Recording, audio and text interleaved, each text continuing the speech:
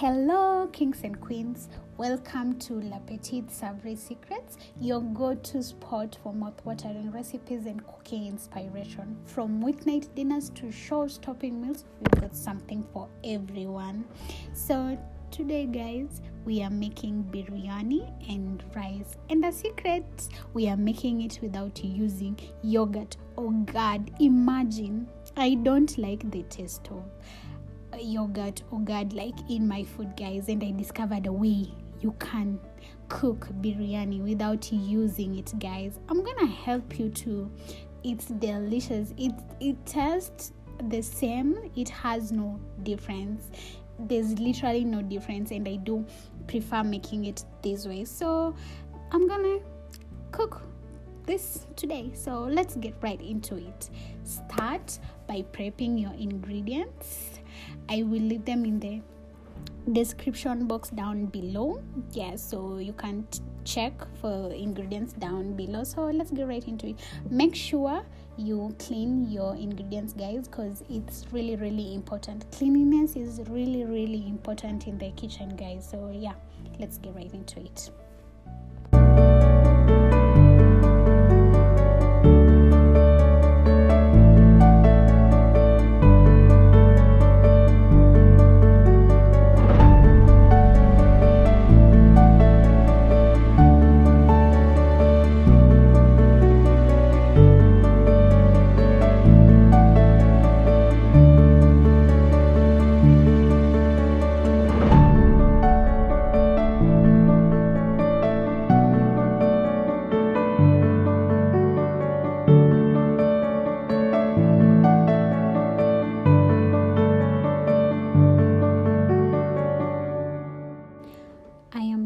Prepping my ingredients.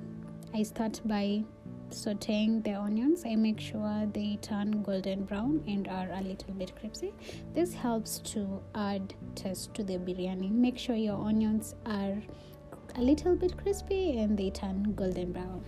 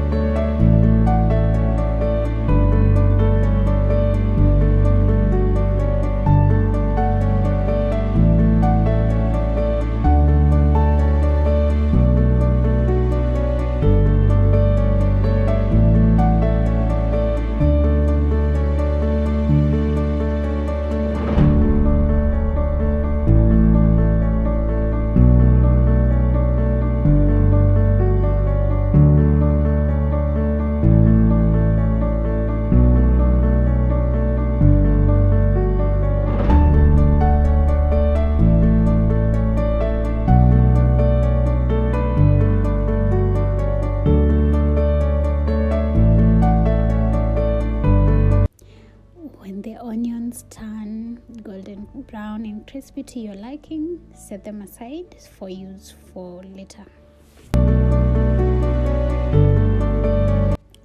Go in with your ginger, garlic, and the rest of the ingredients. That's the green pepper, red pepper, yellow pepper, plus the tomatoes. At this point, I'm giving them a little steam so that it's easier to blend, and they will really create a nice puree for the gravy for my biryani. Just steam a little bit. Yeah, that will really make a really nice puree.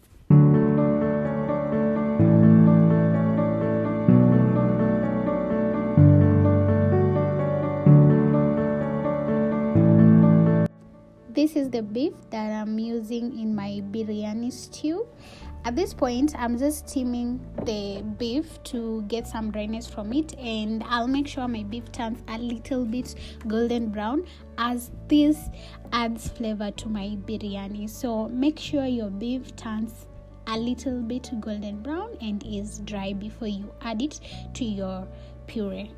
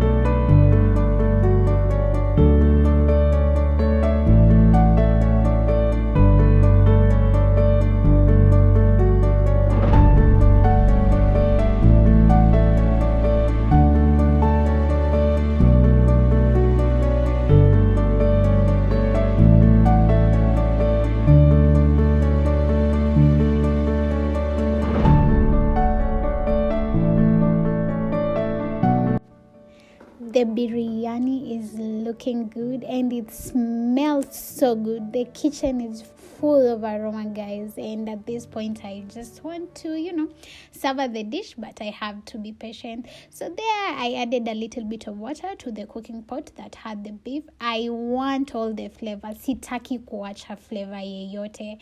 And lastly, add the sauteed onions that you had previously prepared to give it that amazing biryani taste.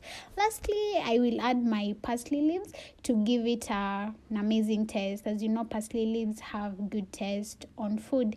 And I want to share my secret to having an amazing and delicious meal, not only for this biryani, but any meal that you are cooking. Do you know what the secret is? The secret to having a flavorful and delicious meal is in the ingredients, especially the onions. I had already prepared my biryani rice prior, and if you'd like me to show you how to prepare the biryani rice, just leave a comment down below and I'll have a tutorial on how to prepare the biryani rice.